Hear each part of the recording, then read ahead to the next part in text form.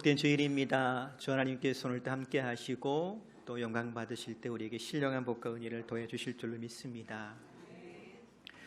에스겔서 말씀을 계속 같이 읽고 있습니다. 우리가 익히 알고 있는 것처럼 에스겔은 바벨론의 2차 침략 때에 포로로 붙잡혀서 바벨론에 끌려간 사람 중에 하나였습니다. 그리고 그곳에서 함께 끌려온 유대인들에게 하나님 말씀을 전하는 사명을 감당했지요. 하지만 여전히 이스라엘 백성들, 즉 끌려온 유다 사람들은 유대 땅에 살든지 혹은 바벨론 땅에 끌려와 살든지 선지자를 통해서 주시는 하나님 말씀 듣기를 거절했더랍니다. 특별히 회개하라고 하신 그 말씀을 거절하고 있었더랍니다. 그래서 말씀을 전하다가 에스겔이 크게 탄식한 적이 있습니다. 에스겔 20장 49절에 보면, 그래서 내가 말하였다. 오 주님, 슬픈 일입니다. 그렇지 않아도 사람들은 저를 가리켜 그는 언제나 이상한 소리나 비유를 써서 짓거리는 놈이다 라고 비난합니다. 에스겔을 향하여서 사람들이 뭐라고 그랬더라고요? 이상한 소리나 짓거리는 놈이라고 비난하고 조롱했더랍니다. 근데 그런 에스겔에게 내가 옳았다고, 내 말이 참이라고 보란듯이 증명할 때가 되었습니다. 드디어 바벨론의 군대가 예루살렘을 에워싼 겁니다. 그래서 오늘 우리가 읽은 본문 2절에 보면 이렇게 이르세요. 인자야, 너는 날짜 곧 오늘의 이름을 기록하라. 바벨론 왕이 오늘 예루살렘에 가까이 왔느니라. 이 오늘이 언제냐? 1절에 보니까 이렇게 적어요. 9째 해, 10째 달, 10째 날에. 이 시간은 에스겔을 비롯하여서 유대왕 여호야긴이 바벨론을 끌려온 지 9년하고 10개월 되던 해였습니다. 이 날에 관하여서 열왕기하 25장 1절에도 이렇게 기록하는데요. 시드기야가 왕으로 있은 지 9년째 되는 해의 10째 달 10일에 시드기야가 바벨로니아 왕에게 반역했으므로 바벨로니아 왕 느부갓네살이 모든 군대를 이끌고 예루살렘으로 쳐들어왔습니다. 느부갓네살은 성을 공격하기 위해서 그 주변을 에워싸고 흙 언덕을 성 둘레에 쌓았습니다.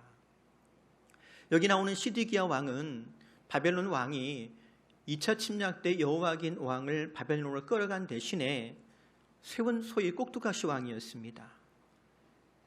유대 마지막 이 시드기야 왕은 처음에는 바벨론을 섬기는 듯 하더니 기회를 엿보아서 바벨론의 손에서 벗어날 틈만을 찾고 있었습니다. 그러던 중에 애굽 왕 바로가 바벨론과 전쟁을 일으키자 기회는 이때라 덩달아 바벨론을 배반한 것입니다.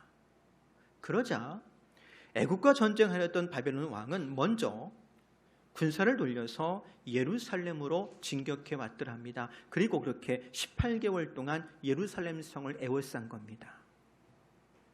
18개월 동안 바벨론 군대에 포위되어서 기근에 시달리던 예루살렘은 결국 성벽이 무너짐과 동시에 함락되고 말았습니다. 그러니 생각해 보십시오. 누가 옳았습니까? 에스겔이 옳았습니다. 에스겔의 말이 옳았습니다. 정말 에스겔이 경고한 대로 유다와 예루살렘이 바벨론의 군대에 의해서 포위되었으니 말입니다. 이제껏 에스겔을 조롱하며 비난하며 그의 말을 귓등으로 듣지 않던 유대인들은 바벨론 군대에 의해서 예루살렘이 포위되었다는 말에 큰 충격은 물론이거니와 두려움에 휩싸였을 것입니다. 왜냐하면 이 일은 그들이 소망했던 바 다시 예루살렘으로 돌아갈 것이라는 희망이 물거품처럼 사라지는 일이었기 때문입니다. 반면에 에스겔은 어땠을까요? 내가 옳았다고, 내 말이 참말이었다고 그를 비난하던 사람들에게 호통을 쳤을까요? 천만에요. 나의 조국 유다가 망하게 되었고 나의 고향 예루살렘과 성전이 무너지게 되었는데 그것이 어찌 좋은 일이라고 에스겔이 사람들 앞에서 우쭐을 낼 수 있었겠습니까? 오히려 그 역시도 깊은 슬픔과 애통함 속에 있었을 것입니다. 그리고 그 애통함과 슬픔 속에서 무엇보다 그가 해야 할 일이 있었습니다. 그것이 무엇이었을까요? 다른 것 아닙니다. 그래도 하나님이 옳다라고 하는 것을 전하는 일이었습니다. 내가 옳고 내 말이 참말이라고 하는 것이 중요한 것이 아니라 비록 유다와 예루살렘에 이 엄청난 비극이 임하긴 하였지만, 즉 예루살렘이 바벨론 군대에 포위된 것은 하나님의 주권적인 섭리 가운데 일어난 일이요, 주님께서 이같이 행하심이 옳은 일이라고 하는 것을 전해야만 했더랍니다. 그 말씀이 오늘 저와 여러분이 읽은 본문, 흔히 우리가 녹슨 가마의 비유라고 일컫는 말씀의 내용입니다. 심지어 하나님은 에스겔에게 좀 더 개인적인 방법으로 비극과 슬픔 앞에서 하나님의 옳음을 증명하는 비유적인 삶을 요구하셨더랍니다. 그래서 18절에 보면 이런 기록이 있어요. 내가 아침에 백성에게 말하였더니 저녁에 내 아내가 죽었으므로 아침에 내가 받은 명령대로 행하였다. 이 무슨 말이냐면, 그 앞절에 보면 하나님께서 에스겔에게 이르십니다. 에스겔아, 내가 내 눈에서 기뻐하는 것을 쳐서 빼앗겠다. 이 말을 처음 들을 때 에스겔 하나님께서 무슨 말씀하시는지 잘 몰랐던 것 같아요. 근데 그 저녁에 그만 그 아내의 생명을 하나님께서 취하신 거예요. 상상하지도 못한 일이 벌어진 거죠. 그렇지만 그 저녁에 그 일을 당하고 나서 하나님의 말씀이 무슨 뜻인지 분명히 알게 되었습니다. 그리고 슬픔 대신, 그런데도 하나님께서 명령하신 대로 잠잠히 하나님께서 행하신 이 모든 일들이 옳다라고 하는 것을 그의 삶으로 나타내야만 했더랍니다. 마치 그처럼 유대가 망하게 되었는데, 예루살렘 성전이 무너짐을 당할 때, 그럼에도 하나님께서 행하시는 그 모든 일들이 옳다라고 하는 것을 전하는 것이 에스겔의 사명이었던 겁니다. 오늘을 살아가는 우리도 마찬가지일 겁니다. 생각해보면 세상에 자기가 옳다라고 하는 것을 증명하려고 애쓰는 사람이 얼마나 많은지요. 뉴스를 열어보십시오. 다 옳대요. 아니, 멀리 가지 않아도 될 겁니다. 우리 주변에도 그런 사람 많잖아요. 심지어 교회 안에도 아마 얼마든지 있을 겁니다. 자기가 옳다라고 하는 것을 증명하려고 얼마나 애를 쓰며 살는지, 남이 상처를 받든 말든, 교회가 아파하든 말든, 어느 한쪽이 허물어지든 말든 마치 날카로운 메스를 휘두르듯 그렇게 힘쓰며 사는 사람들 있을 겁니다. 하지만 하나님의 사람은 내가 옳고 내 말이 참됨을 증명하는 사람이 아니라 하나님의 옳음을 삶으로 증명해내는 사람인 줄로 압니다. 그래서 묻습니다. 여러분, 우리는 보고 듣고 경험하는 그 모든 일들 가운데서 혹은 이상하지 못한 위험과 위태로운 인생 중에 어떻게 하나님의 옳음을 증명하며 살고 있는지요. 우리가 예수 믿으면서 믿음으로 구원받은 이후에 늘 다짐하는 것이 하나 있습니다. 바로 믿음으로 산다라고 하는 것이겠지요. 갈라디아서 2장 20절 말씀 다시 한번 읽어볼까요? 내가 그리스도와 함께 십자가에 못 박혔나니 그런즉 이제는 내가 사는 것이 아니요 오직 내 안에 그리스도께서 사시는 것이라. 이제 내가 육체 가운데 사는 것은 나를 사랑하사 나를 위하여 자기 자신을 버리신 하나님의 아들을 믿는 믿음 안에서 사는 것이라.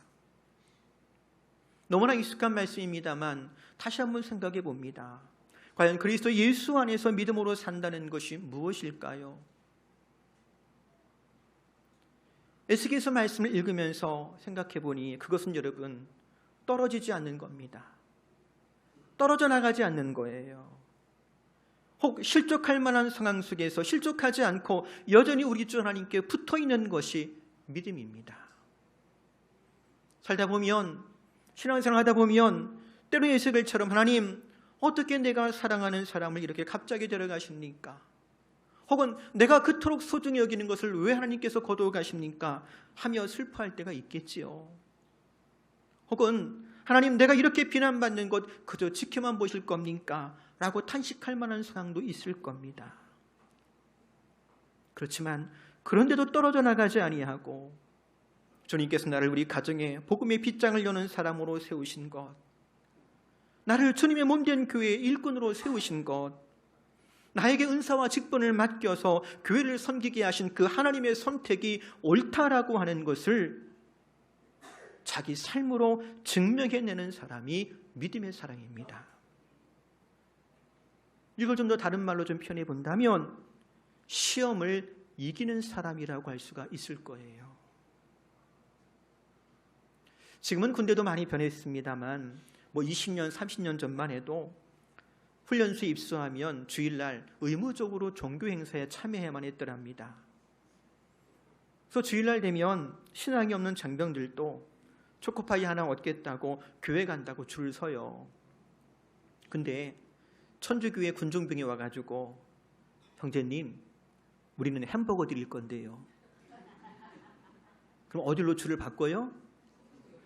천주교회 줄로 바꿔요. 그럼 이런 건 믿음이 아니지요. 이해하고 들으세요. 제가 목회하면서 가장 가슴 아프게 들었던 말이 있어요. 교회가 뭐 이래? 다른 것도 아니에요. 더운 여름날 그 좁은 예배당에 촘촘히 앉아있는데 그만 하필 주일날 아침에 에어컨이 고장났어요. 얼마나 더워요. 들어오더니 막 이래요. 그러더니 왜 이렇게 덥냐고. 냅다 소리 빽 질러요. 교회가 뭐 이래. 그러고 나가더니 안 돌아왔어요. 여러분, 믿음이란 하나님을 떠나는 배교의 가능성을 극복하고 이기는 것이 믿음인 줄로 압니다. 아무런 시험도 없고 유혹도 없고 고난도 통과하지 않은 믿음은 참된 믿음이 아닐 겁니다. 그래서 예수님도 시험을 받으셨고 고난을 당하셨습니다. 그 시험과 고난을 통해 당신의 옳음이 아니라 하나님의 옳음을 증명해 보이셨더랍니다. 보세요. 죄 없으신 주님께서 십자가에 달려 죽었습니다. 누가 봐도 가슴을 치며 애통할 일이지요.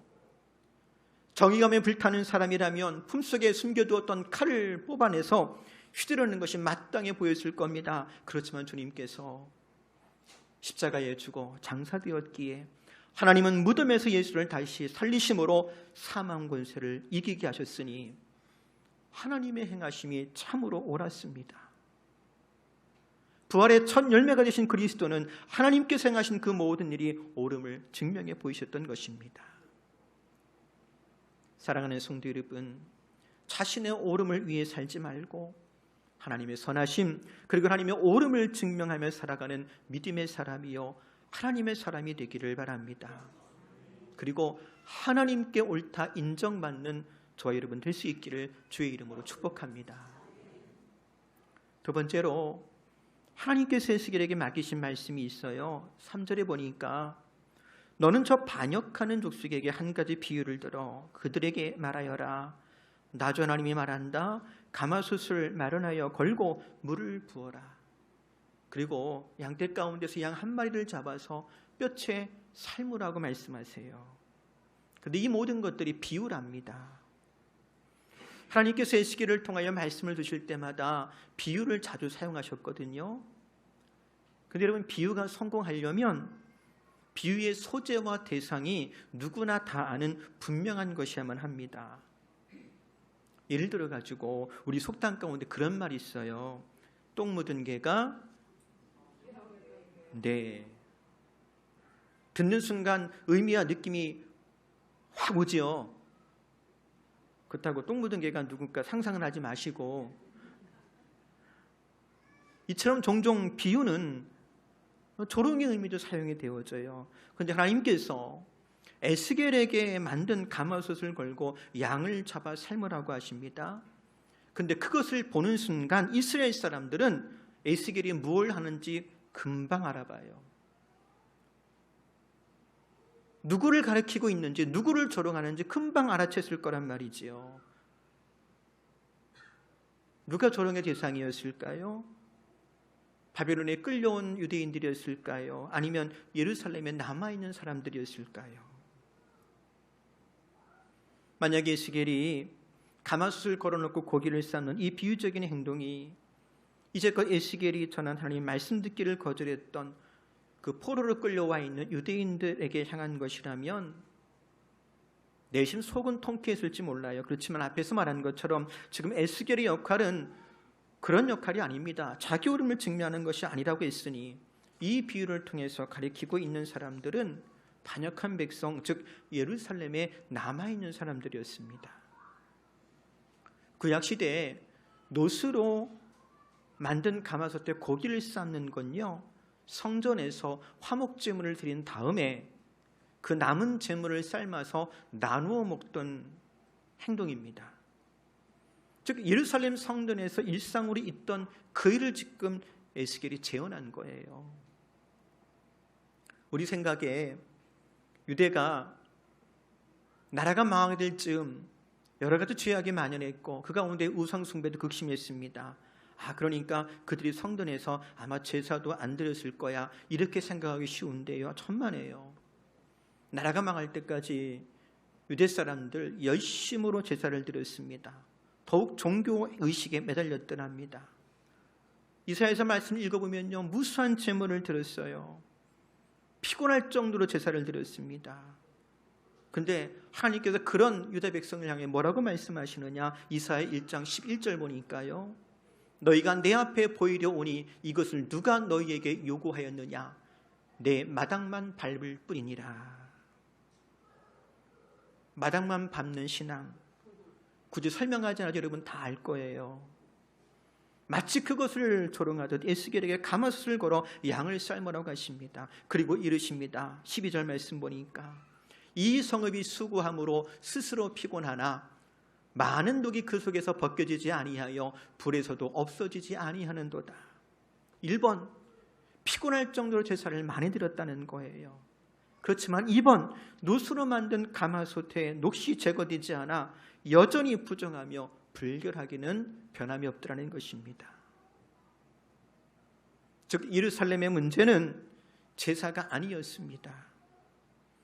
도리어 그들 속에 있는 하나님과 우상을 같이 섬기던 이중성, 자기 동포를 노예로 삼던 포악함, 바벨론에 끌려간 자기 민족을 긍휼히 여기지 않던 오만함, 그리고 하나님의 경고를 무시하던 교만이 문제였던 것입니다. 그래서 예루살렘을 상징하는 가마솥을 걸어놓고 예루살렘 백성을 의미하는 양을 쌓는 거예요. 근데 여러분, 여기서 한 가지 더 생각해 볼 것이 있습니다.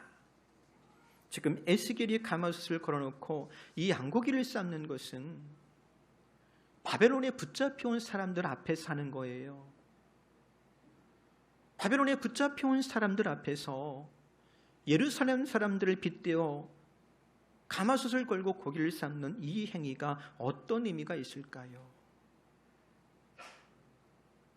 그래서 비유예요. 비유의 또 다른 의미는 교훈입니다.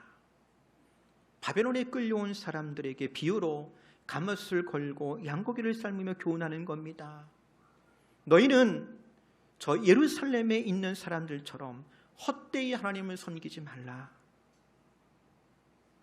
눈에 보이는 성전이 마치 안전을 보장해 줄 것처럼 착각하며 살지 말아라. 도리어 지금 우리 가운데 함께 계신 하나님을 겸손히 구하고 찾으며 하나님의 때를 준비하라고 하는 교훈인 것입니다. 사랑하는 성도 여러분, 우리가 마당만 밟는 신앙이 되지 않기를 바랍니다. 감사한 건요, 현재 우리 교회는 마당이 없어요. 주차장도 없고, 적어도 현재 우리 교회, 우리 중에는 마당만 밟고 가는 교회는 한 사람도 없는 줄로 압니다. 히브리서 10장 4절에 보면 이런 말씀이 있어요. 이는 황소와 염소의 피가 능히 죄를 없이 하지 못함이라. 그러니 우리는 공허한 자기 열심의 예배가 아니라 나를 사랑하사 나를 위하여 자기 자신을 버리신 하나님의 아들이신 그리스도 예수를 믿는 믿음으로 살아가며 예배합니다. 달리 표현하자면 그리스도 예수 안에서 산 제물 되었으니 나는 죽고 오직 누구만 드러날까요? 그리스도 예수만 드러나는 것이 마땅합니다. 이 시간도 십자가의 보혈을 의지함으로 예배할 때 오직 예수로 충만하며 세상에 나가서는 그리스도 예수의 덕을 세우는 저와 여러분 될 수 있기를 바랍니다. 말씀 정리합니다. 세상에는 자신의 옳음을 주장하며 증명하려고 사는 사람들 참 많습니다. 그렇지만 우리는 선하신 하나님의 옳음을 삶으로 증명해내는 사람 되었습니다. 비록 우리가 세상의 표준으로 볼 때 유명하지도 않고 권력을 잡은 사람도 없고 혹 부자가 될지라도 우리를 택하신 하나님께서 세상에 미련한 것을 택하사 지혜 있는 자들을 부끄럽게 하려 하시고 세상의 약한 것들을 택하사 강한 것들을 부끄럽게 하신 그 선택이 옳음을 증명하는 성도요 교회가 될 수 있기를 바랍니다. 오직 그리스도 예수를 믿는 믿음으로 살아갈 때 예수로 충만하십시오. 그리고 한 주간 우리의 모든 삶이 하나님의 선하심을 증명하며 그리스도 예수의 덕을 세우는 복된 믿음의 여정이 되기를 주의 이름으로 축복합니다. 기도하겠습니다. 하나님 고맙습니다. 우리는 어리석고 지혜 없으며 약하지만 그럼에도 불구하고 우리를 선택하여서 하나님의 옳음을 증명하는 삶을 살게 하시고 날마다 예수 그리스도의 덕을 세우게 하시니 고맙습니다. 오늘도 예수로 충만하기를 원합니다. 한 주간의 우리의 삶이 하나님의 선하심을 높이며 하나님의 오르심을 증명하는 예수의 덕을 세워가는 복된 인생 되게 하여 주옵소서. 예수님의 이름으로 기도합니다. 아멘.